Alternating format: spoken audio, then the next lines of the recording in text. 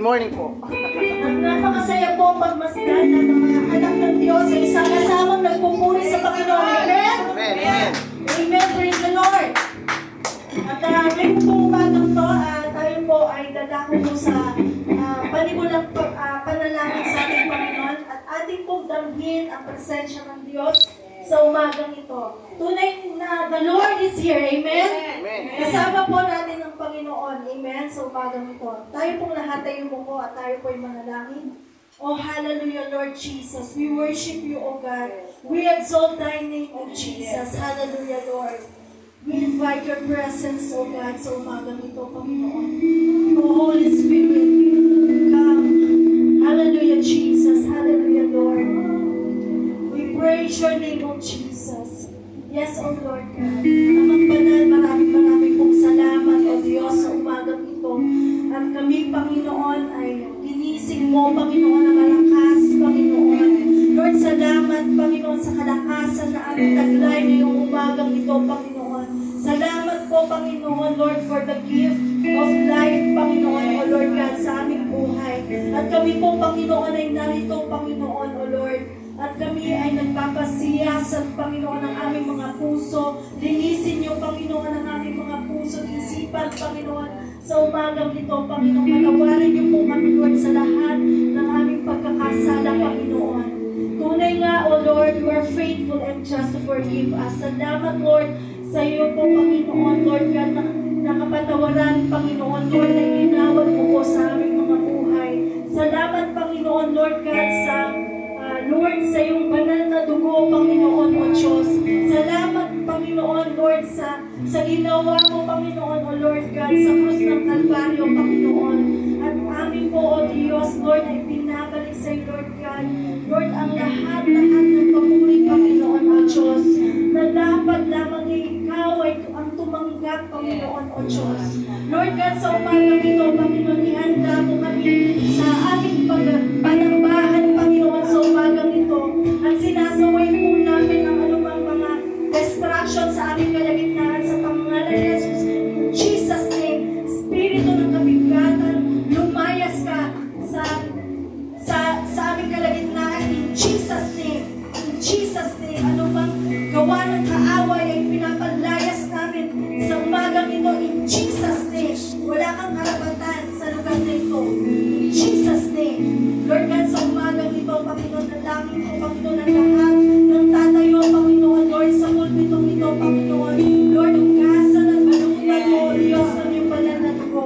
At hayaan mo, O Diyos, maging katanggap-tanggap sa iyo, Panginoon, ang aming panambahan ngayong araw na ito, Panginoon. Samahan niyo, Panginoon, ang worship team, Lord.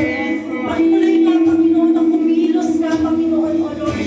At hayaan mo, Panginoon, O Diyos, na makarating sa iyo, Lord, ang aming panambahan, ang aming Panginoon, Lord, na magpupuri, Panginoon, O Diyos. Lord, ay makarating sa iyo, maging mabangong samyo sa iyo, Panginoon, O God. Lord, tunay nga, Panginoon, Lord, ito po ang aming offering sa iyo, Panginoon, Lord, ang aming praise and worship, Panginoon. Lord, samahan mo kami, Panginoon, O Diyos, O God. At patuloy ka namin maranasan, Panginoon, O Diyos, dahil alam mo, Panginoon, O Diyos, ang kauhawan, Panginoon, ng iyong mga anak, Panginoon. Kaya, Lord, punuin mo kami, Panginoon, sa umagang ito, Panginoon, O Lord. Samahan niyo po ang musician, Panginoon, maging ang magpapaawit, Panginoon, O Diyos. Lord, at patuloy, Panginoon, O Diyos, kumilos ka, Panginoon, sa kanilang mga buhay, Panginoon, O Diyos. Gamitin mo lamang sila, Panginoon, O Lord God, upang maganda ang congregation, Panginoon. Lord, sa iyong presensya, Panginoon, O Lord. Nais ka namin, Panginoon, sa umagang ito, Panginoon. At maging, O Lord God, na maghahayag ng iyong mensahe, Panginoon, sa umagang ito. Patuloy nga, Panginoon, bigyan mo siya, Lord, ng fresh revelation, Lord God, na gagaling sa iyo, Panginoon.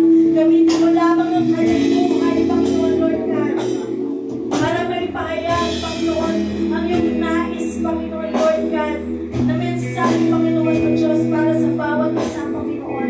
Lord God, sa bawat makikinig, Panginoon, buksan mo ang spiritual eyes, Panginoon, ang mga puso, Panginoon, O Lord. Patuloy mo puruin ang bawat, Lord, puso ng bawat isa, Panginoon, ang iyong mga salita,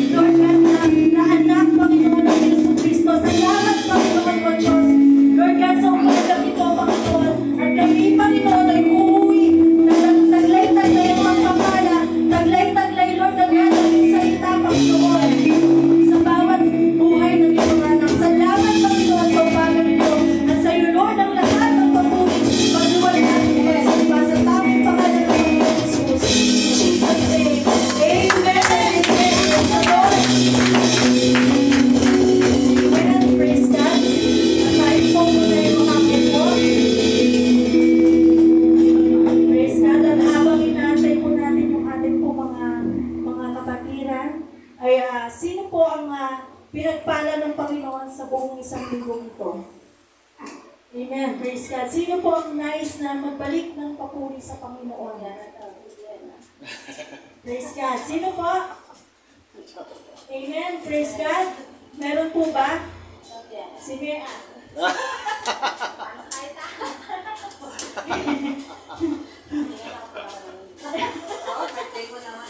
Praise God. Sino po? Sister Divine?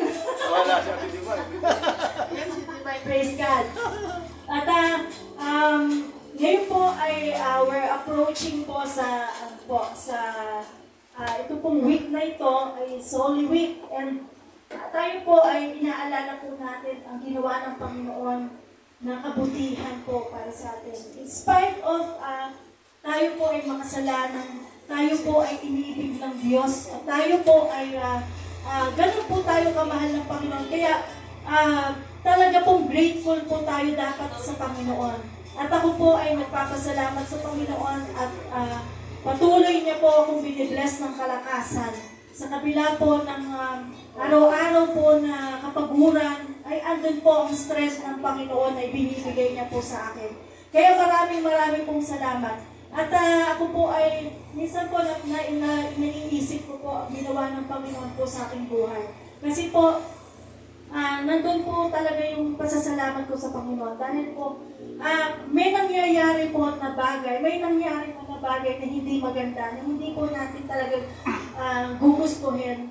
Alam niyo po, nung pong time po na nakakilala po ako sa Panginoon, kung hindi po nangyari po siguro, dahil ayaw naman po natin na magiging broken family tayo, amen? Pero dumating po sa point, yung pong the way po na nakilala po namin ang Panginoon, kung hindi po siguro po nangyari yun, hindi po namin kung maghahanapin pang yung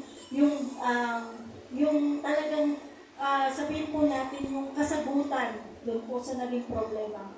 Kaya po, nagpapasalamat po ako sa Panginoon dahil po sa kabila po nung po yung father ko po before, siya po ay nagloko. Pero praise God po dahil binalik po siya sa amin ng Panginoon nung time na yon. At nung pong before po na kasalukuyan po na nangyari yon, talaga pong ang Panginoon ay kumilos po sa aming family. Kaya po, pasalamat po ko sa Panginoon dahil po yun yung way na ginamit ng Panginoon para po kami po ay mapanumbalik sa Panginoon. Kaya po, before po kasi, nung nakakilala ko sa Panginoon, teenager lang po ako noon. So, ganun po ako, kumbaga, sumasama po ako sa lahat ng mga gawain, sa mga prayer mountain, sa mga ganyan. Kaya po, nakilala ko po ang Panginoon nung kabataan ko. Ang inaano ko po doon, kumbaga, ang regrets ko po doon, nung time po na yon, na nainit ako sa Panginoon, na wala po yung kainitan ko sa Panginoon, nalamig po ako sa Panginoon. Pero, before po kasi hindi ko po yung matatanggap na nag-backslide ako. Kasi syempre po, in denial po tayo doon. Kaya po, nung naranasan ko po na ibinalik ako ng Panginoon, ay nagpapasalamat po ako dahil binigyan po ako ng time ng Panginoon na makapanugbalik sa Kanya. Kaya po, ganun po yung aking pong panalangin na lang din sa mga tumalikod sa Panginoon. Pero ganun din po yun, hindi po sila, kumbaga hindi po aaminin nila na backslider sila. Kasi po, kumbaga, hindi ka naman totally, ang ano ko na hindi pa ako totally kumbaga nandun pa rin yung pangungusap ng Panginoon. Pero ang ano po na, kumbaga, ang prayer ko po is huwag maging, kumbaga, makahalos yung kanilang mga puso upang hindi makatanumbalik sa Panginoon. Kumbaga, bigyan sila ng time ng Panginoon. Kung paano po yung binigay ng time sa akin ng Panginoon na nakatanumbalik ako, ganoon din po yung prayer ko na makapanumbalik sila sa Panginoon. Na huwag nilang patigasin yung kanilang puso sa Panginoon. Kaya, thankful po ako sa Panginoon. Alam niyo po, hindi naman po ako nagsisisi na alam niyo, yung mga nakasabayan ko before, mga pastor sila. Pero wala po akong ano doon. Kasi, it's a choice po kasi. yun po yung choice ko na hindi po ako naiinggit na kasabay ko na mga kasabayan ko before sa churches, mga pastor sila. Hindi po eh, kasi ito po yung pinili ko eh. Kumbaga, yun yung pinili ko. Kumbaga, dun po tayo na, kumbaga, yun po yung choice po natin. Binibigyan tayo ng choice ng Panginoon. Kaya po, glory to God dahil po, ngayon po, ay patuloy niya na pinalalakas ako. At salamat sa Panginoon dahil po sa kanyang kabutihan. At patuloy ko pong ipinapanalangin ang aking family sa Panginoon. Alam ko po na ang Diyos, kumbaga, naririnig niya lahat ng ating prayer. At nung pong time na isang araw po, na yung anak ko po, talagang nililit ako na mag-pray siya. Alam niyo po, gusto ko silang may sama dito sa church. Yung anak ko lalaki. Tapos po, sabi ko, halika mag-pray tayo. Kasi mararamdaman mo naman yun eh. Nililit ako ng Panginoon. Kasi nung time na yun, pagda-demo teaching siya sa senior high. Ang course niya, psychology. Meron din gano'n na sa kanilang subject. So, sabi ko, alika mag-pray tayo. Alam niyo po, abang nagpa-pray ako, hindi ko na alam kung ano sinasabi ko. Talagang ang Panginoon, ang Holy Spirit, in-impress sa akin ko ano yung mga sasabihin ko. Pinag-pray ko siya. Pagkatapos ko po siya ipag-pray, naririnig ko po yung nagre-response po siya. Naririnig ko yun, pero sabi ko, ang ipag-pray ko lang yung, di ba yung pag-demo teaching niya, bigyan siya kumbaga ng kalakasan, ng loob, kasi mahihain siya. Alam niyo po, ang dami kong naipag-pray na I hope na ang Panginoon ang mag-usap sa kanya. Kaya po, hindi po nasasayang ang ating mga prayer sa Panginoon. At ibibigay niyo po kung ano po yung desire ng ating mga puso. At yun po yung pinahahawakan ko. Na isang araw, napusa na lang sila magsasabi na, Ma, kasama ako sa'yo. Dahil hindi po ako nagkukulang ng pagpapaalala sa kanila. Kaya ganun po yun. Kaya po, nagpapatuloy kahit nag-iisa na lang po ako. Alam ng Diyos, alam ng Panginoon, maraming desire. Kaya, kahit nahihirapan po ako, papatuloy ko po. Kaya sa Panginoon, sa lahat ng papuri at pasasalamat sa Kanya po. Amen. Praise God. Palakpakan niyo. Anay ko ano po. Praise God.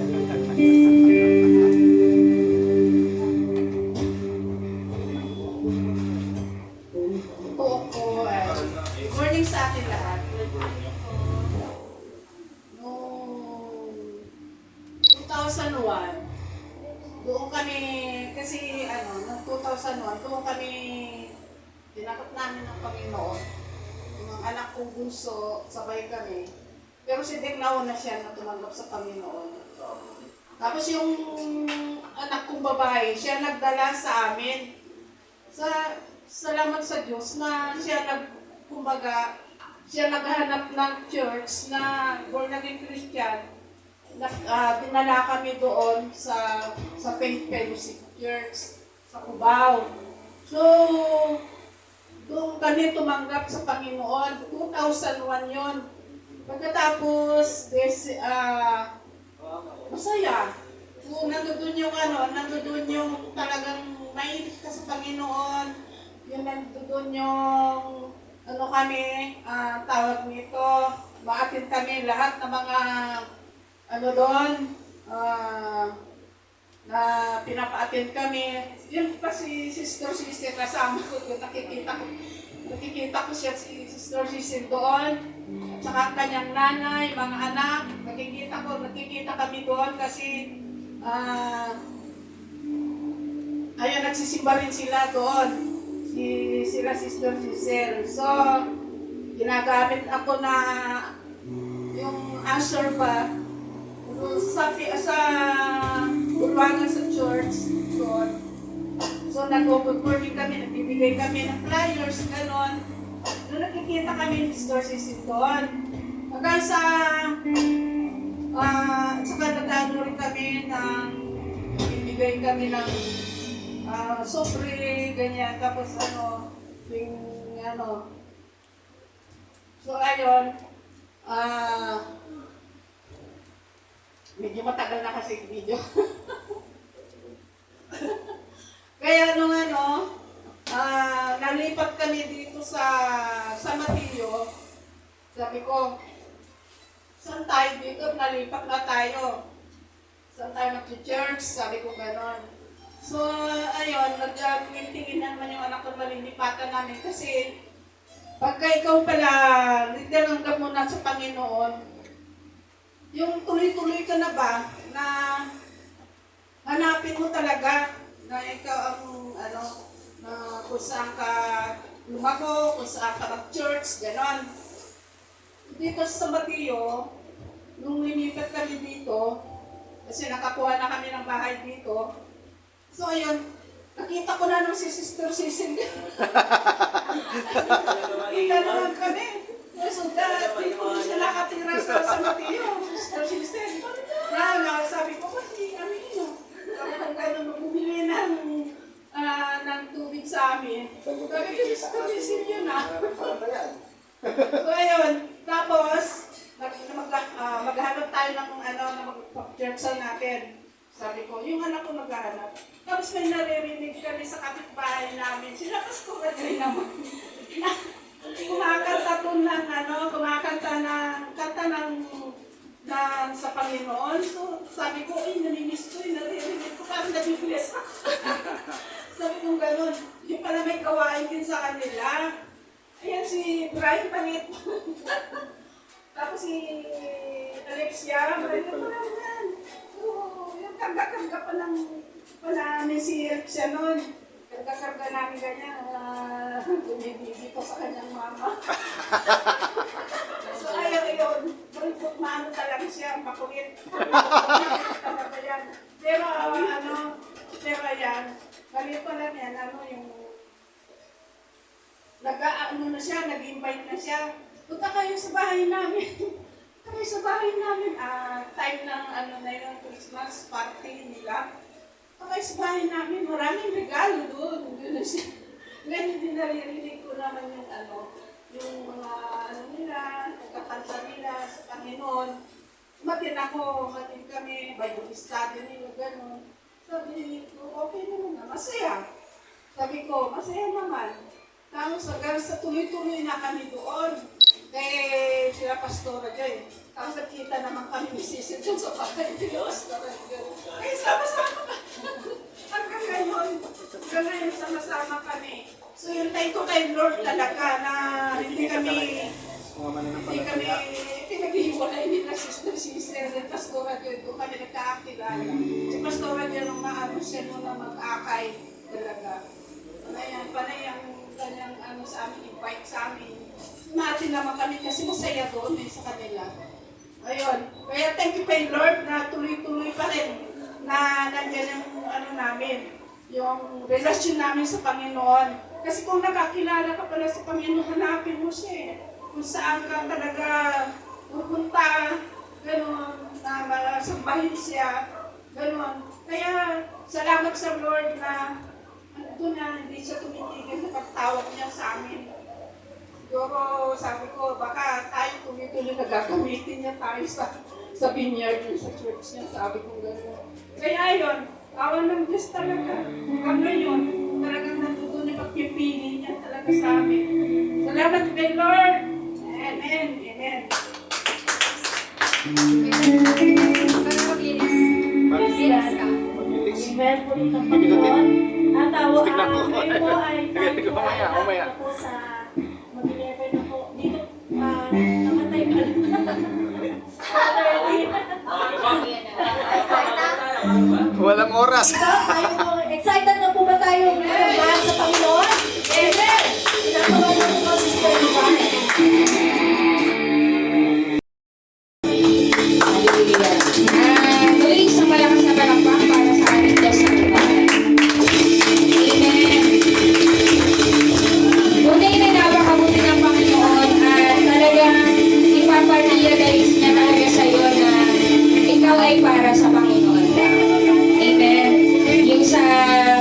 po kanina, nakaka-relate lang din ako kay Sister Ceci. Talagang ibabalik at ibabalik tayo ng Panginoon. At walang imposible sa Diyos.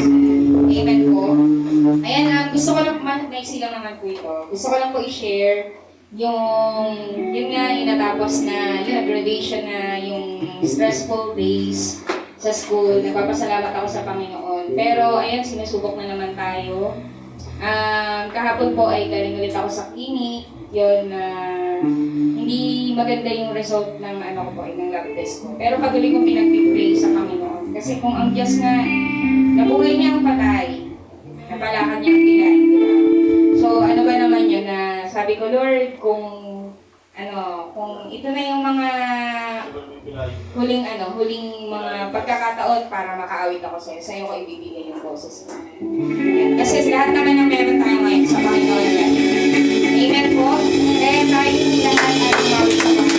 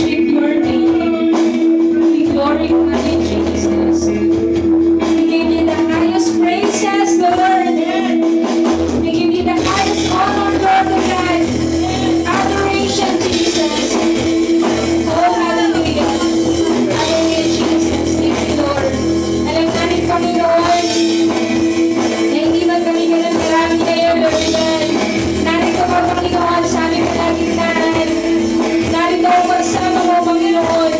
Narito ang pagtulong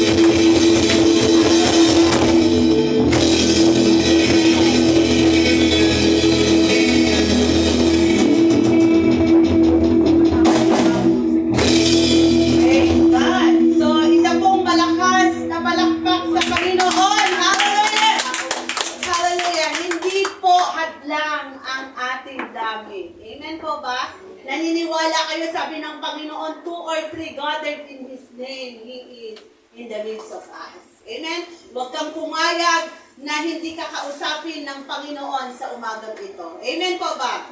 Amen. Every Sunday we expect ang paggalaw ng Diyos sa ating mga buhay. Amen?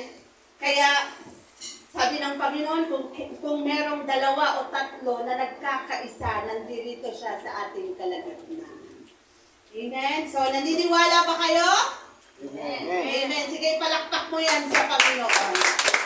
Okay, sa umagang ito, tayo po ay mag-aral ng salita ng Diyos. Okay, sino po rito yung dama niya na ang Holy Week? Or, di ba? Minsan dama na natin eh, ano tawag dito? Yung climate ng mahal na araw. Amen? Ng Holy Sunday or ng Holy Week na sinasabi nila. Okay? So, ano nga ba itong Holy Week na ito? Saan po ba nagmula to? Diba? Tinanong niya rin ba yan sa inyong mga sarili? Saan ba nagmula tong Holy Week na ito? So, bibigyan ko lamang po kayo ng background kung saan po nagmula ang Holy Week. Okay? Sabi niya dito, where did the Lenten season originate? Saan daw nagmula tong Lenten season na ito? Itong mahal na araw. Sabi po sa God Q or God question, Lent is a period of fasting, moderation, and self-denial traditionally observed by Catholic. Okay, nagmula daw ito sa Catholic and some Protestant denomination at ibang mga denomination. At ito ay nagsisilbing tradition na. Okay, nagsisilbing tradition na. And ito ay inobserbahan at nag-umpisa po ito ng Ash Wednesday. Okay? Sino rito yung nag-Ash Wednesday? Tingnan ko nga. So, salamat sa Lord at walang nag-Ash Wednesday. Sige, ipalakpak mo yan sa Panginoon. Amen. So, dito, ano ba yung kaganapan ng Lenten season? Ano ba yung kaganapan ng Lent? Sabi niya rito, during the Lent, they are fasting for 46 days, not including Sunday.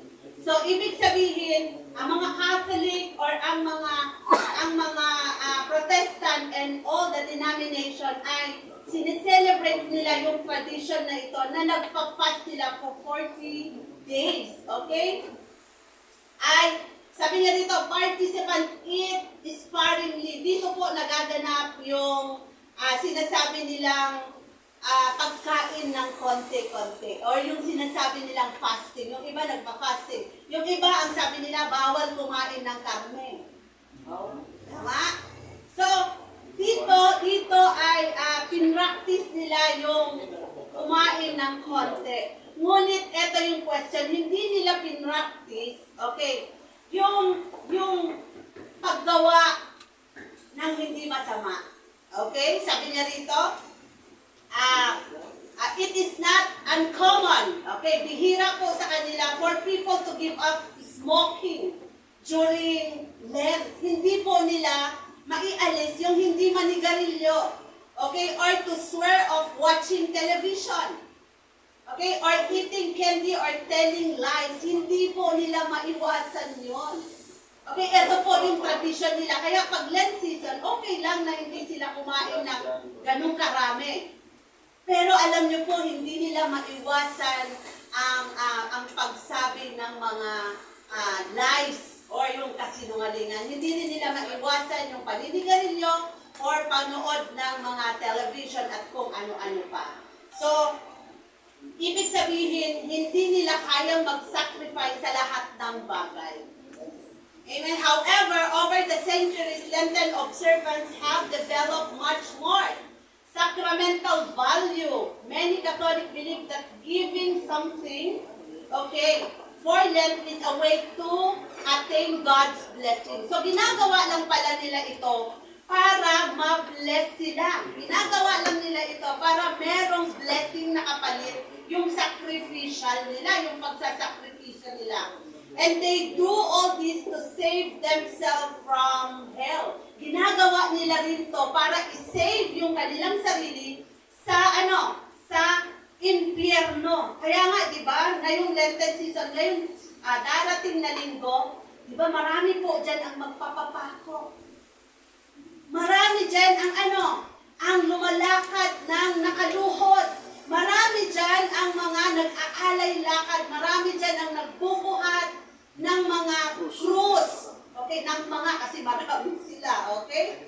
At kung ano-ano pang mga rituals. Pero lagi po natin tandaan ito, sabi ng Ephesians 2, verse 8 to 9, which stated that we are saved by grace through faith. Okay, a gift from God, not by works, so that no one can boast. Ibig sabihin ng Ephesians 2, verse 8 to 9, na ang lahat ng ginagawa nila ay pakitang tao lamang. Why? Because sabi niya doon, di ba? Hindi maligtas ang tao sa pamamagitan ng kanyang mabubuting gawa. Sabi yan ng Ephesians chapter 2, verse 8 to 9. It is stated that we are saved by grace through faith. Yan ang tamang katotohanan na tayo po ay naligtas once na in-accept mo si Jesus as your Lord and Savior, and through grace to our faith, dyan po tayo maliligtas. Amen. Hindi na tayo pwedeng, kumbaga hindi na natin ugaliin yung pagbubuhat ng krus, yung paglalakad ng napakalayo, yung luluhod from pintuan ng iglesia hanggang doon sa may altar. Bakit po? Kasi maliwanag ang sabi ng Ephesians, by grace, through faith, we have been saved. Amen. Hindi through works. Okay, yan po yung mga hindi po naiintindihan ng maraming mga tao na ang akala nila sa pamamagitan ng pag-donate nila ng malalaking mga amounts, sa pamamagitan ng pagpapakain nila ng maraming tao, sa pamamagitan ng pagbihis nila ng malalaking mga rebulto. Okay, napapanuhan ngayon yan. Kaya nga wala nang bulaklak sa damwa Kasi nilagay lahat sa mga anito. Amen? Ay, hindi po tayo doon maligtas kung alam lang nila. Amen? Ang tamang katotohanan, hindi na po sila magpagod. Dahil sabi nila, di ba, minsan nakakarinig tayo ng magbawas po ako ng kasalanan, kailangan kong mag-ayuno. Para sa ganon, yung aking kasalanan ay ma-abolish. Kailangan ay mag-alay lakad ako mamayang mga 4 o'clock hanggang sa Antipolo pabalik. Yun. Ulit-ulitin mo man yan, ang kasalanan mo ay still kasalanan pa rin. Bakit? Kasi hindi mo tinanggap si Jesus bilang Lord and Savior mo. At ganyan lang po kadali, ginawa na po ng Diyos natin yan. Ginawa na po ni Jesus yan. Tapos na po yan. Kaya ano lamang po ang gagawin natin? We need to acknowledge Jesus is our Lord. Jesus is our Savior. So, pagamat ganun pa man, ay tayong mga Kristiyano ay nakikibagay. Okay? But, hindi sa pamamagitan ng kanilang mabubuting gawa, but to reflect on what God did on the cross. Amen ba? So, ang title po ng ating pag-uusapan sa umagang ito is Reflection in the Death of Jesus Christ. Amen? Sabi niya rito, ano pang ibig sabihin ng reflection? Sabi niya rito ay pagmumuni-muni or throwback. Tayo ay mag-throwback dun sa ginawa ni Jesus sa krus ng Kalbaryo. Amen po ba? Ready na po ba kayo? Sige, palakpak mo yan sa Panginoon. Hallelujah! So dito sa Matthew chapter 27 verse 45 to 51, sabi niya po sa Amplified Bible, sabi niya po rito sa verse 25, now from the 6th hour noon, there was a darkness over all the land until the 9th hour, 3 p.m. About the 9th hour, Jesus cried out with a loud, sabi niya dito, agonized voice. Sabi niya, Eli, Eli, lama sabachthani. That is, my God, why have you forsaken me? When some of the bystanders heard it, they began saying, this man is a calling for Elijah. Next slide, please. Verse 48, immediately one of them ran and took a sponge, soaked it with sour wine and put it on a reed and gave him a drink. But the rest said, let us see whether Elijah will come to save him from death. And Jesus cried out again with a loud, agonized voice. Pangalawang iyak niya na to. At sabi niya doon, and gave up his spirit voluntarily, sovereignty dismissing and releasing his spirit from his body in submission to his Father plan. And verse 55, and once the evil of the Holy of Holies, the veil of the Holy of Holies of the temple was torn into two from top to bottom, the earth shook and the rock were split apart. Amen? So, Panginoon, salamat sa iyong mga salita sa umagang ito in Jesus' name. So dito, ito yung kaganapan sa mahal na araw. Okay? Hindi naman po maitatanggihan na every year, we need to celebrate. Amen? We need to celebrate. We need to reflect what Jesus did on the cross. At sabi niya dito, ang Matthew po ay sinulat ni Matthew. Okay? Si Matthew po ay isa pong tax collector at kasama po yan ng first 12 apostle ni Jesus Christ.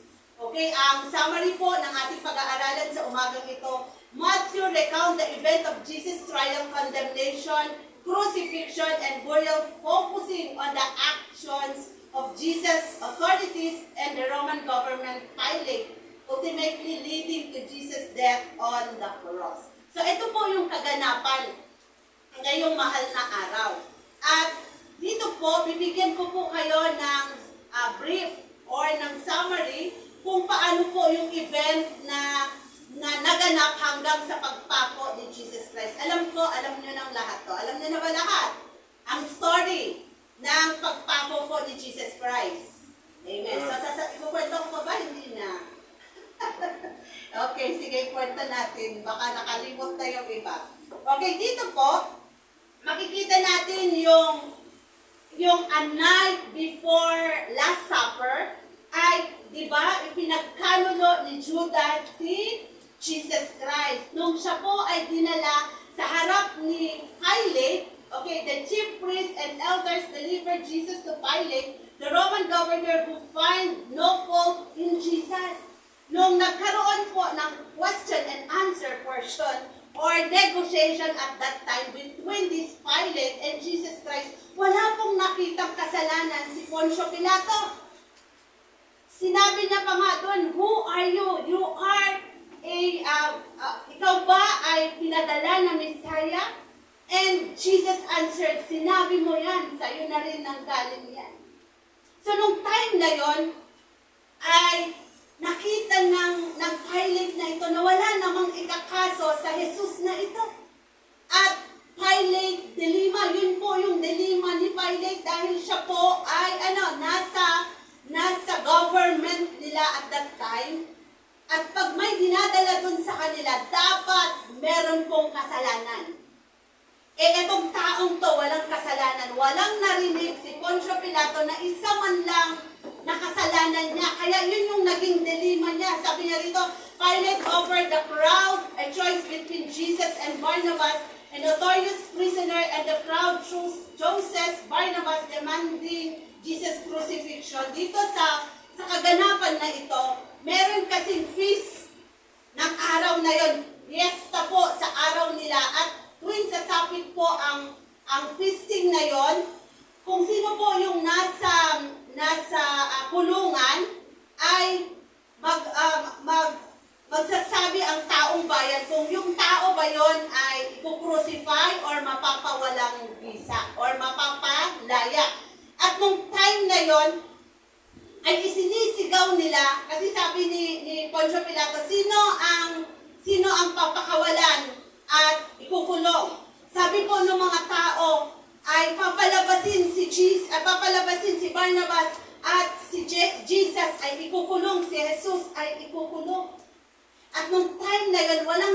si Poncio Pilato, si Pilate. Wala siyang nagawa. Bakit? Dahil taong bayan na po ang nagdesisyon. So sabi ni Pilate, wala po akong kasalanan. Anong ginawa niya? Naghugas po siya ng kamay. At that time, bakit po? Para anuman ang kahihinatnan ni Jesus Christ, wala siyang kasalanan. Amen? Tapos, nung time na yon, ay pinadala niya sa mga soldier niya si Jesus. At doon na po nagmula ang kanyang hirap. Ano po ang ginawa sa kanya? Minak po si Jesus. Amen. Minak po siya at that time. Sabi niya po rito, Roman soldier mocked Jesus, dressing him in a robe and a crown of thorns and forcing him to carry his cross. At dinala po siya habang naglalakad siya. Marami pong mga taong sumusunod sa kanya. At pinagtatawanan po siya. Yung iba ay dinuturaan siya. Yung iba ay pinagchichismisan siya sa crowd na yon. Yun din yung crowd na sumasama kay Jesus pag si Jesus ay nakakagawa ng himala at kababalaghan. Yun din yung mga tao na yon na kung saan naniniwala sila kay Jesus. Pero hindi natin alam kung pinapaniwalaan talaga nila si Jesus. Why? Nung siya po ay na-trial, nung siya po ay hinusgahan, bakit pati sila nang husga dito sa Diyos na ito? Amen. At nung time na yon, nung pinaparusahan si Jesus, minamak siya, pinagtatawalan lang siya ng mga tao. Try to imagine kung ano yung event na nangyari at that time. Try to imagine, ilagay mo yung sarili mo na nandun ka sa event na yon. Okay? Ilagay mo sa sarili mo na nandun ka na nag-o-observe sa ginagawa nila sa Jesus na ito. Amen po ba? Imagine niyo sa oras na ito. And Mark 15, the people surround him saying, if you are truly Messiah, come down from the cross. Sinasabihan nila si Jesus ng ganon. And chief priest, o yung mga chief priest, and the teacher of the law also mocked him. Even them, minak nila si Jesus. Sabi rito, sabi niya rito, he saved others, but he can save himself. Sabi niya, ikaw, sinave mo yung ibang mga tao, pero ang sarili mo, hindi mo ma-save dyan sa kinakalagyan mo. Would you imagine that? At sabi niya rito, Jesus crucified and the soldiers gambled for his clothes. Alam niyo po, yung nilagay nilang damit ni Jesus, pinagtatatanggal po sa kanya. Even would you imagine that? Pinaghihila-hila siya. Okay, makinig po muna rito. At alam niyo ba kung ano po yung force pag hinila mo yung damit mo, di ba nakaka-humiliate? Di ba po nakakahiya? Pagkatapos nilang nilagyan siya ng thorn, ng crown, na tinik. At eto naman, pinaghihila nila ang kanyang mga damit at nakakarinig ka pa ng kung ikaw ang Diyos, kung ikaw ang Messiah, isave mo ang sarili mo dyan sa kinakapakuan mo. Kung ikaw yung taong yun, kung ikaw yung nandun, ano na lang ang puso mo dun sa Diyos na hinangin. Amen? Kung ikaw yung nandun sa event na yon, ano kaya ang puso mo? Ano kaya ang initial reaction mo at that time? Amen? Ano yung initial reaction mo? Ikaw ba ay tatawa? Ikaw ba ay magmamak kasama ng mga taong yon? Ikaw ba sa ginawa ng Diyos sa'yo, ikaw ba ay pagtatawanan mo, tuturaan mo, at pagsabihan mo ng kung ano-ano yung taong gumawa sa'yo ng himala at kababalaghan? Kung ikaw ang nandun, ano ang initial reaction mo, mga kapatid? Amen. Dito, Jesus dead. Sabi niya rito, darkness fall over the land, and Jesus cried out, my God, why have you forsaken me? Before dying. At dito po yung miracle po na nangyari sa ating Panginoong Jesus. The temple curtain is torn into the earth, shaken, and the tomb of some saints are open. Nung po siya ay namatay, nung siya po ay hindi na huminga, alam niyo po, yung torn na yon ay napungit. So this morning, gusto kong alalahanin natin yung event na nangyari before Jesus dying on the cross because of your sin and because of my sin. Amen. Because of your sin and because of my sin. Sabi niya rito, we reflect. Hindi na tayo pwedeng pumunta kung saan ginanapan yung event na yon. Hindi na po tayo pwedeng lumabas sa ating bahay at makigaya sa mga ritual na ginagawa nila. Because when you accept Jesus as your Lord and Savior, Jesus is here in our life. Saan ka mang pumunta, andito ang Panginoon. Pag hinahanap mo siya, manalangin ka lang, katagpuin ka niya sa iyong puso. Amen. So ngayon, we want to reflect sa mga ginawa ni Jesus para tubusin ka ng kasalanan, para tubusin tayo sa kasalanan na hindi niya naman ginawa. Tayo yung may sala, pero bakit siya ang pinarusahan? Okay? So dito po ay may tatlong lesson po tayo, reflecting of the sacrifice and atonement. Number 2, reflect of the confronting suffering and death. Okay, nagmamadali kasi ako. And number 3, reflect to the overcoming death of Jesus Christ. So dito sa number 1, reflection of the sacrifice and atonement. Okay, sabi niya doon, sa verse 45, now from the 6th hour, there was a darkness over all the land until 9 hours. About 9 hours, Jesus cried out with a loud, agonized voice. Sabi niya dito, Eli, Eli, sabachthani. That is, my God, why have you forsaken me? Kung ma-observe niyo po rito, sabi niya dun sa verse, ay, there was a darkness over all the land. Okay, nung time na yon, kung i-picture out natin, dadalhin ko kayo sa dimension ng araw, ay ma-observe nyo dun ang grabeng lungkot ng paligid. Sino rito yung nakakaramdam ng, di ba, minsan ay madilim ang panahon, na walang sumisikap na araw. Ano po yung feeling? Parang may narinig ako rito noon, sino ba yun na pag dumidilim na raw, nagkakaroon siya ng nervyos. Okay, pag walang sumisikap na araw, nagkakaroon siya ng pag-aalala. Bakit? Kasi pag madilim ang panahon, parang nakakalungkot. Tama po ba? Nakakatamad. Okay? Ang tamad naman, ang pangit naman ng araw. Diba sumasabay tayo sa klima? Diba pagka umuulan, diba? Ang sarap matulog. Kasi nag-e-enjoy tayo sa lamig.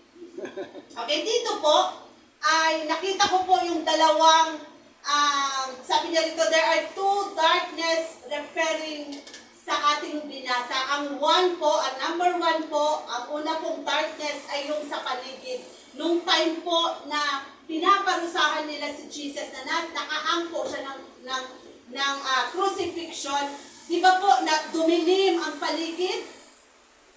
Nagsisignify yon na ang Diyos ay mamamatay na. And number 2, darkness dito ay ang pagsarado ng kaisipan ng mga Jewish na hindi nila napapansin yung mga pagbabago nung time na kinuha nila si Jesus until nung siya po ay nakahang on the cross. Sarado po, madilim po ang kanilang kaisipan. Hindi nila kayang unawain ang mga nangyayari. Bakit po? Dahil nakasarado na po ang kanilang kaisipan. Bakit? Dahil ang ine-expect nilang Diyos na darating, okay, sa Old Testament, at sa Old Testament kasi prophecy, tama? Ang Old Testament ay prophecy, ang New Testament ay katugunan ng propesya ng Lumang Tipan. Amen po ba? Ang ine-expect po ng mga Israelite at that time ay yung yung king na bababa ay naka-Mercedes-Benz. Amen? Ano yung latest ngayon? Okay? Naka-Mercedes-Benz. Yun yung inaakala nila. Okay? Na siya ay paglabas sa Mercedes-Benz, gwapong-gwapo siya, matipuno, artistahin ang dating. At nakasuot siya ng pang-king. Amen? Yun po ang ine-expect ng mga Israelite people. Amen, na siya ay matipuno, siya ay gwapong-gwapo, mayaman, at nakatindig siya na parang prinsipe. Yun yung expectation nila. But lahat ng ito, ng expectation nila ay hindi natupad. Wala silang nakita doon sa pinadala ng Panginoon, ng Diyos Ama na tagapagligtas. Si Jesus sa kanilang paningin? Isang inaalihan ng demonyo. Why? Dahil pumunta siya sa mundo na ang tatay niya ay kalpintero. Tama? At nung siya po ay dinala na kay Poncio Pilato, kay Poncio Pilate, ang kanyang sinasakyan, hindi Mercedes-Benz, kundi isang napakaliit na donkey. Amen? Napakaliit na donkey at hindi siya nakapagbaro, hindi siya nakabihis na parang prinsipe. Ano ang kanyang itsura? Nakabigkis lang po siya. Amen, nakabigkis lang siya na maaaring naka-slipper or alam niyo po yung slipper na parang sandal lang.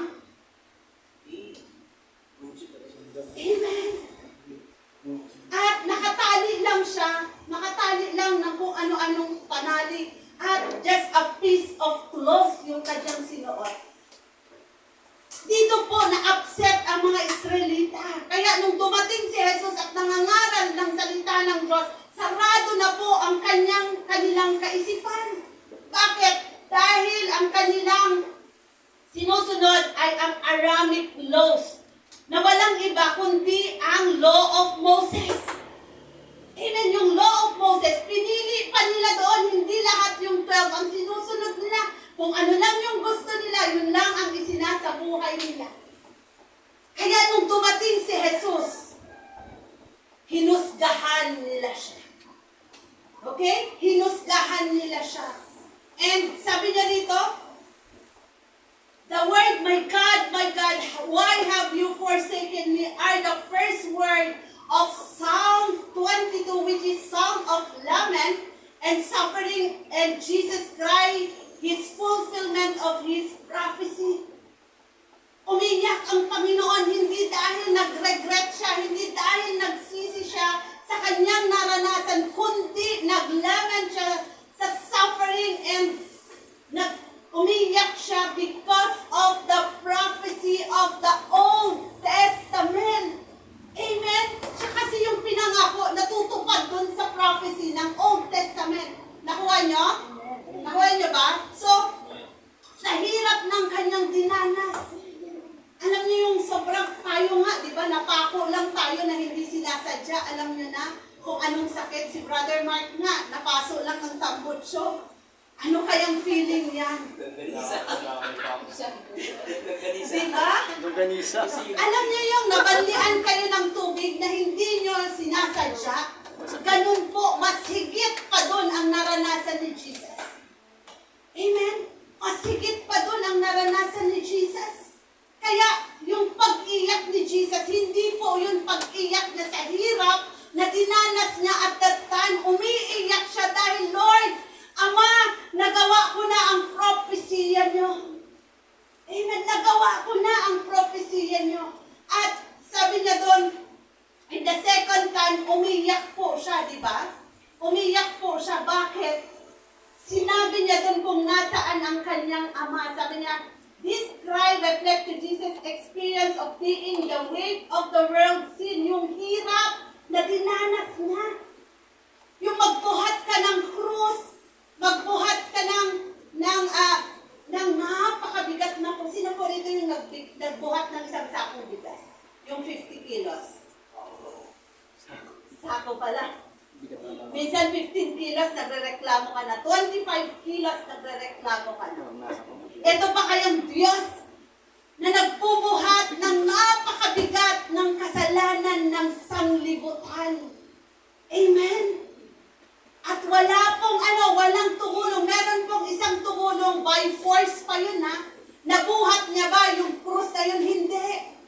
Ibinalik niya pa rin kay Jesus. At nung si Jesus po ay natisod, okay, nung si Jesus po ay nag-fall down, sinipa pa po nila siya. Pinuin niyo yun. Minak pa po nila siya. Tayo, konting kon lang, magpanting yung tenga natin, hindi mo na alam eh. Sasabihan ka lang na, yabang naman nito. Tingnan niyo yung mga nangyayari po sa lansangan.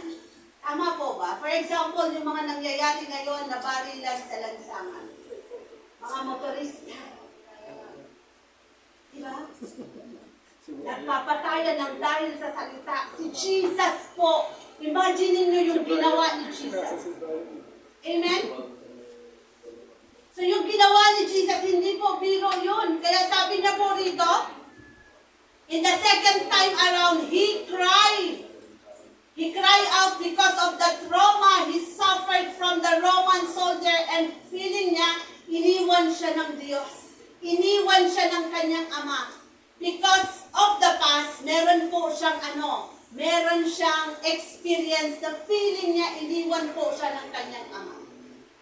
At yung mga past experience niya po ay yung kanyang earthly father and earthly mother po, si Mary and si Joseph. Di ba naiwan po siya sa synagogue? At umuwi po yung kanilang mga magulang, si Joseph and si Mary, ay wala sa tabi nila ang kanyang anak na si Jesus. At nung binalikan nila siya, andun pa rin siya nakikinig ng salita at nangangaral na siya at that time. Maliit pa lang po siya. Ano pa? Yung iniwan siya.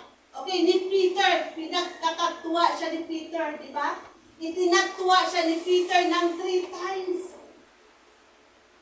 Feeling niya iniwan siya doon, and Judas betrayed him. Kaya nung time na siya po ay sobrang umiiyak sa hirap, akala niya iniwan siya ng kanyang ama. Kaya nga, why? Ano ba yun? Sabi niya doon? Sige, panya natin. My God, why have you forsaken me? Ang akala niya, iniwan siya ng Diyos Ama. Hindi niya alam, andun ang kanyang tatay na nag-aantabay sa kanya. Andun ang kanyang tatay na inoobserbahan siya, pinapanood siya. Pero kung imagine niyo, just sake for argument, ang tatay niya ay umiiyak din. Sino dito yung mga magulang? Sino dito na yung mga anak niya ay nagsasuffer? May magulang ba na pinagtatawanan ang paghihirap ng kanyang mga anak? Wala. Habang may sakit yung anak niya, pwede niya bang sabihin, oh, mabuti yan sa'yo. May tatay, may nanay ba na gano'n? Wala. Laging sinasabi ng magulang, sana ako na lang, Lord, wag na lang ang anak ko. Sa hirap ng buhay, amen po ba? Lagi natin sinasabi, mga magulang, Lord, nawa hindi ma-experience ng anak ko ang hirap na dinaanan ko habang ako ay lumalaki. Tama po ba, mga magulang? Yan yung prayer natin na huwag maranasan ng anak natin ang ginagawa natin or na-experience natin paghihirap. Bakit? Dahil mahal natin sila. Handa natin ibigay ang lahat para hindi lang sila mahirapan. Ganon na ganon ang nararamdaman ng tatay, ng God the Father sa kanyang anak. But because of our sin, tiniis niya yun. Amen po ba? Tiniis niya yun. Para mapagtagumpayan ang kasalanan ng mga tao. Kailangan yan yung i-reflect natin. Kailangan yan yung ilagay natin sa isip natin. Hindi lang itong season na ito, but every day of our life, how Jesus sacrificed para tayo ay ma-forgive sa ating mga kasalanan. Amen. Number 2, reflection of the confirmation, suffering, and death. Sabi niya dito, verse 47, when some of the bystander there heard it, they began saying, "This man is a calling for Elijah."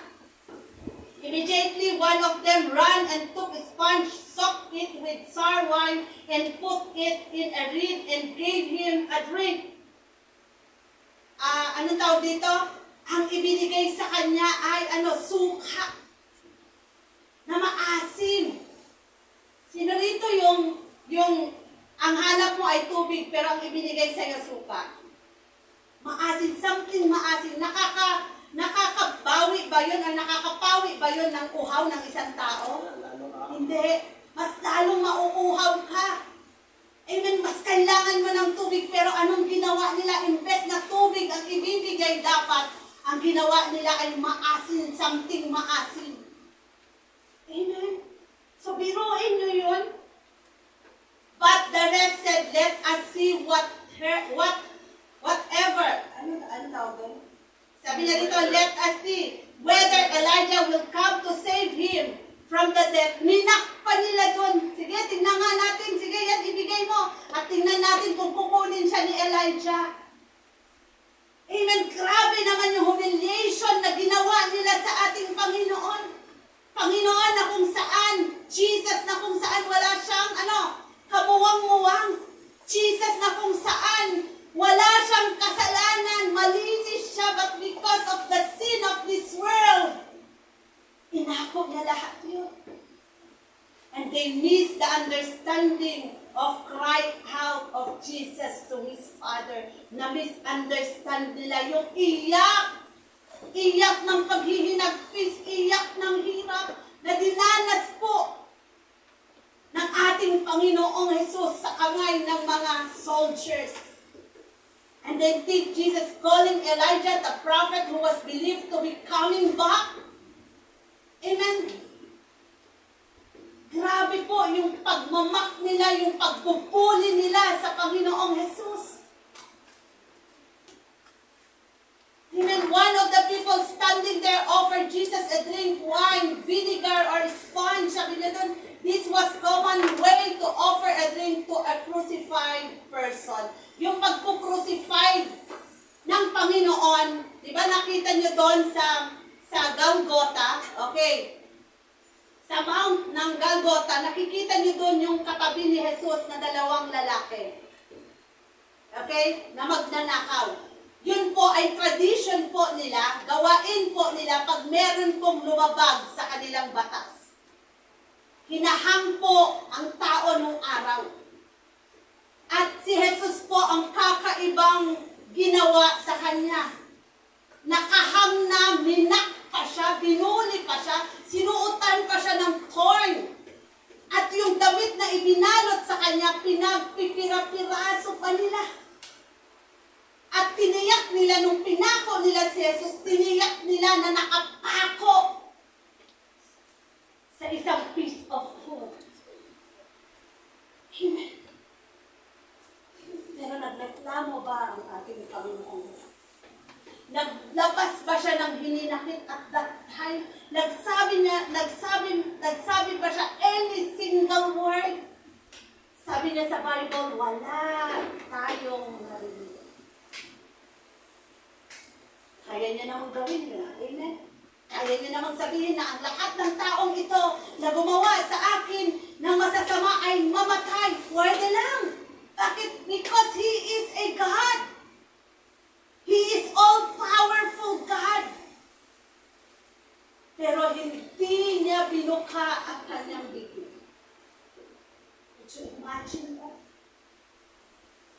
They crucified Him. Jesus suffered tremendous bullying. Grabe ang pagbubuli nila, ang pagmamak nila sa ating Panginoong Jesus. Sobra yung pasakit na ginawa nila sa Jesus na ito. Jesus na walang kasalanan. Amen. Tinanggap ang lahat para mabigyan tayo ng panibagong buhay. Dapat yan yung i-reflect natin this coming Holy Week. Amen. Yan dapat yung i-reflect natin how God saved our life to the hell. At inilagay niya po sa kamay ng kanyang ama ang ating buhay. Amen. Number 3, reflection of the overcoming death. Sabi niya po sa verse 15, and Jesus cried out again with a loud agony's voice. Alam mo yung agony, yung hirap na naririnig mo po sa kanyang iyak. Amen. Sabi niya po dito, and gave up his spirit voluntarily, sovereignly dismissing and releasing his spirit from his body and submission to his Father's love. Nung time na yon, hindi niya na kinaya. Nung time na yon, hirap na siya. Nung time na yon, bumipitin na ang kanyang laman sa bako. At dumadalas na ang grabing dugo sa kanyang katawan hanggang sa lupa. Sinabi na doon, this is the last. Tigilan po siya. Ito na po ang pagpigtas ng kanyang buhay. And nung siya po ay nawalan na ng hininga, yung veil po, yung sa, ipakita mo nga please,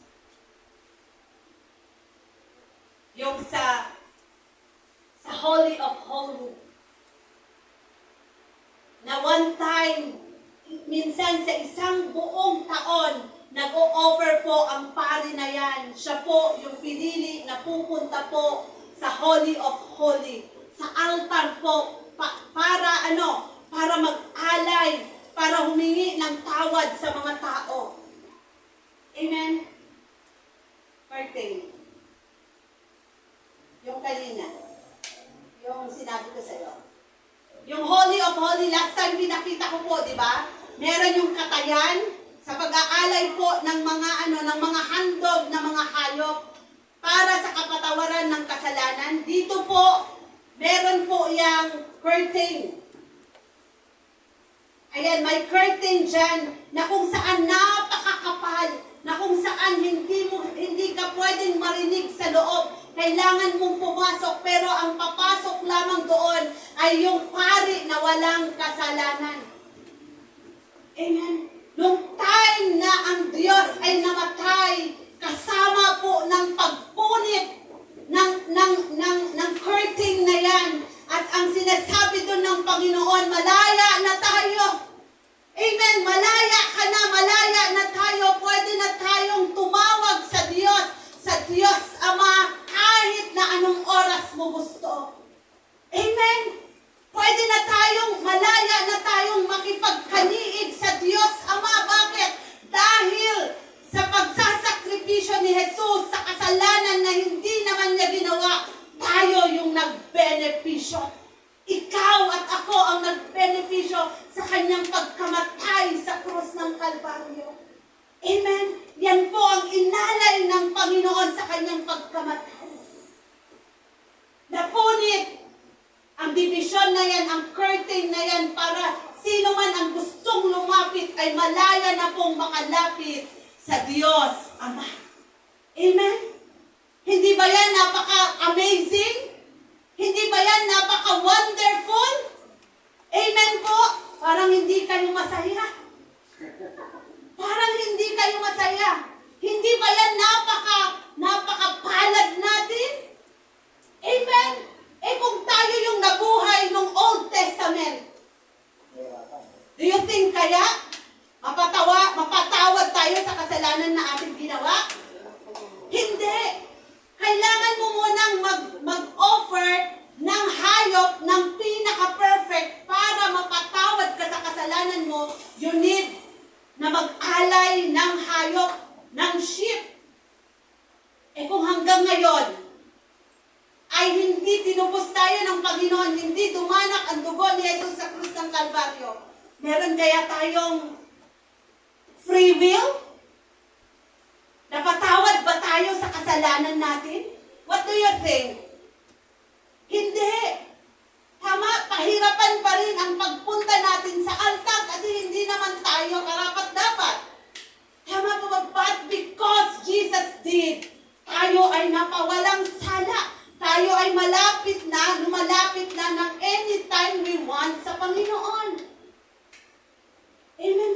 yan po ang ginawa ni Jesus. At yan po ang silbi ng kanyang pagkamatay. Ang binawi tayo sa kamay ng kaaway. Dinala tayo sa kamay ng ating Panginoon, ng Diyos Ama. Hindi ba kayo masaya dun? Amen. Kaya sabi niya dito sa conclusion, we need to remember the death of Jesus Christ on the cross, not only during Holy Week, but every day of our life until we have breath. Dapat alalahanin natin yun. Araw-araw, oras-oras ng ating buhay, hanggang tayo ay humihinga, i-reflect natin or mag-reflect tayo sa kamatayan ni Jesus. Amen po ba? Dahil hindi naman natin binayaran or nabayaran ang pagkabayubay ng ating Panginoong Jesus sa krus ng Kalbaryo. Ikaw ba ay naglatag ng pera para ikaw ay maligtas? Wala tayong kinontribute.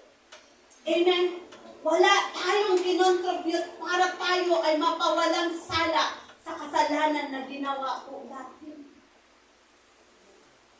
Kaya tayo po ay mag-reflect sa kamatayan ni Jesus. Number 2, confronting suffering and death. Hinarap niya ang pagdurusa at kamatayan na wala pag-aalinlangan. Nag-alinlangan ba siya? Nag-doubt ba siya na ayaw pong pumarga ng krus, ayaw pong makarusahan, ayaw pong mabuli, ayaw pong maganyan, ayaw ko. Kung ayaw ng Panginoon at that time, may magagawa ba tayo? Wala. But because ang kanyang ama ang nagputos, grabe yung obedience na ipinakita niya doon, hindi siya nag-doubt. Hindi niya sinabi sa sarili niya, ano kaya ang aking mararanasan sa mga taong ito? Ano kaya ang pagsubok na aking pagdadaanan? Hindi yun sumagi sa kanyang kaisipan. Why?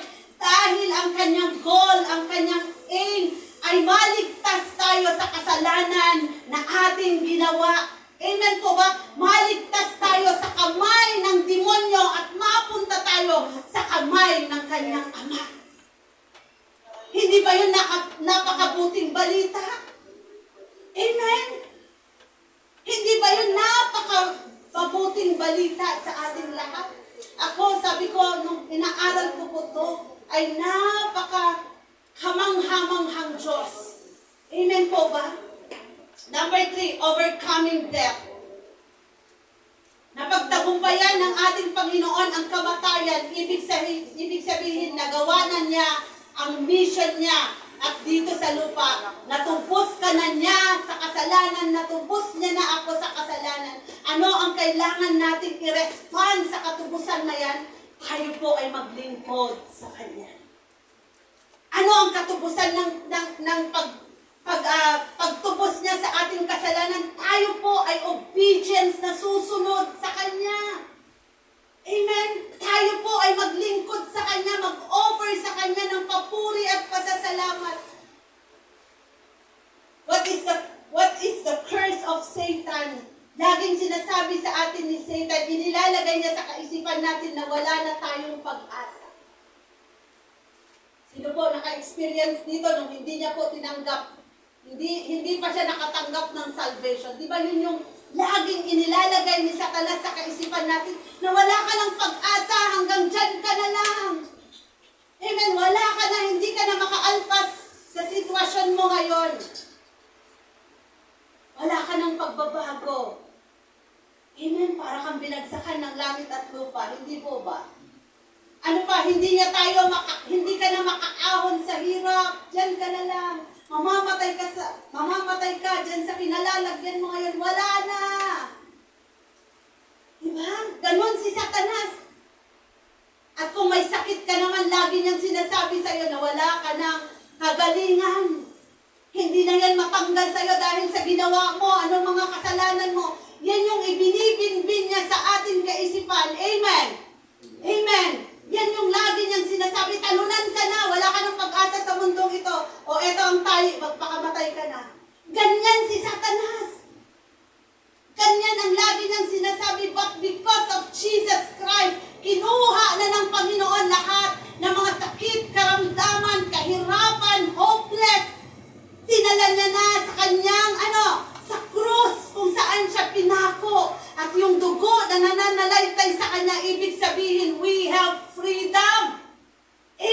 Malaya na tayo. Hindi na tayo pwedeng imak na ni Satanas dahil lagi nating buwelta sa kanya. Lagi nating sinasabi kay Satanas, ako ay tinubos na ng dugo ni Kristo. Wala ka ng karapatan, Satanas, sa buhay ko. Amen. Amen. Kaya kung meron kang pinagdadaanan ngayon, kapatid, lagi mo yan sabihin kay Satanas, Satanas, wala ka ng karapatan na diktahan ako dahil ako ay anak na ng Diyos. Amen ba? Amen ba? Sabihin mo nga yan. Sige, isigaw mo. Satanas, wala ka ng karapatan sa akin dahil tinubos na ako sa dugo ni Kristo. Amen. Ako ay mananagumpay na. Amen. Amen. Tayo ay mananagumpay na. Sabi sa John 3:16, For God so loved the world that He gave His only begotten Son, that whoever believes in Him should not perish, but have eternal life. Hindi na tayo defeated. Amen. Hindi na tayo defeated. Hindi na tayo talunan. Bagamat, tayo ay mananagumpay na because Jesus Christ gave His life to us. Amen po ba? Is God loving? Si Jesus ba ay mapagmahal? Wala nang sumasagot. Si Jesus ba ay mapagmahal? Mahal, amen. Si Jesus ba or ang ating Panginoon ba ay admirable? Amen. Si Jesus ba ay praiseworthy? Si Jesus ba ay kapuri-puri? Amen. So kung kapuri-puri ang Panginoon, i-raise up mo yung kamay mo, itaas mo yung kamay mo at mag-offer ka ng palakpak sa Panginoon. Hallelujah! Hallelujah! Sige, ipalakpak mo yan sa Panginoon. Oh, we praise your name, Jesus. We glorify your name. Hallelujah! Because God did everything for us. God did everything for us. Wala tayong ambag sa kahirapan na ginawa ni Jesus. Wala tayong ambag na kinontribute sa ginawa ng ating Panginoong Jesus sa krus ng Kalbaryo. Amen po ba? Come on, let's stand up. Hallelujah. Oh, we give praise to God. We give glory to Jesus Christ. Oh, pasalamatan mo ang ating Panginoong Jesus sa umagang ito. Ibuka mo yung mga bibig mo at sabihin mo, Panginoong Jesus, pinasasalamatan kita sa krus ng Kalbaryo na ginawa mo. Ako ngayon ay mananagumpay na. Ako ngayon ay free na mamuhay sa mundong ito because of you. Oh, we worship you, God. Oh, we give you glory. Sige, sambahin mo ang Diyos. Sambahin mo ang ating Panginoong Jesus. Dahil karapat-dapat siyang pagbigyan, pag-alayan ng papuri at pasasalamat sa umagang ito. Oh, we worship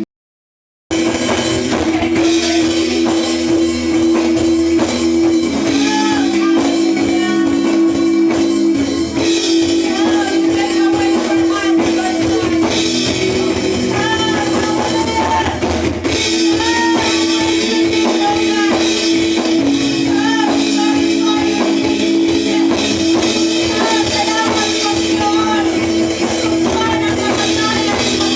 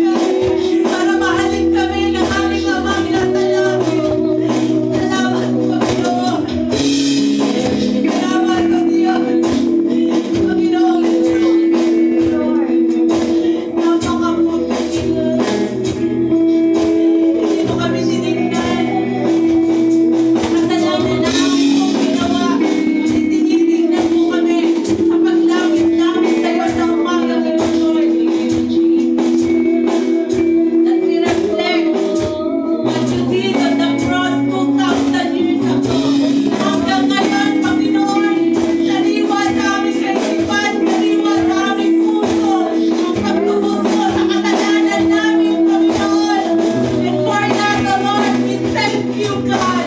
We thank you, Jesus. We thank you for the new life. We thank you for the new hope, Lord God, sa buhay na ito. Hindi na kami mabuhay ayon sa dati, Panginoon. Hayaan mo, tulungan mo kami mabuhay ayon sa bagong buhay na ginawa mo, Panginoon. Kaya naman, Lord, maraming salamat. Salamat sa sakripisyo. Salamat sa pagmamahal na iyong mong ginandong sa kanilang pagmamahal. Lord, we thank you, God. We thank you, Jesus. Oh, hallelujah. Hallelujah. Kapatid, bigyan natin ang panibagong palakpakan ng ating Panginoon Diyos. Isang bibigyan mo ng glory. Bibigyan mo ng honor. Bibigyan mo ng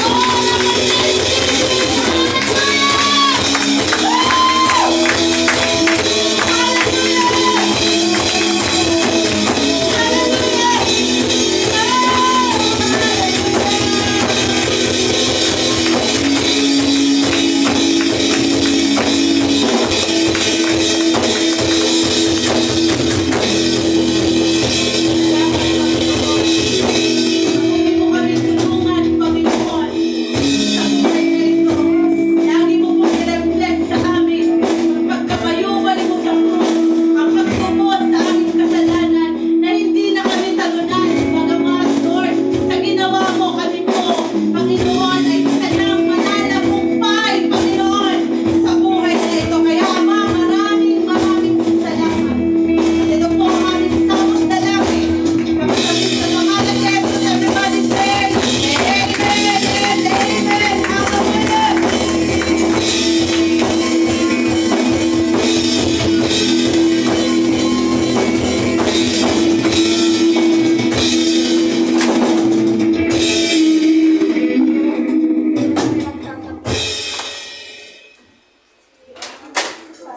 Hallelujah.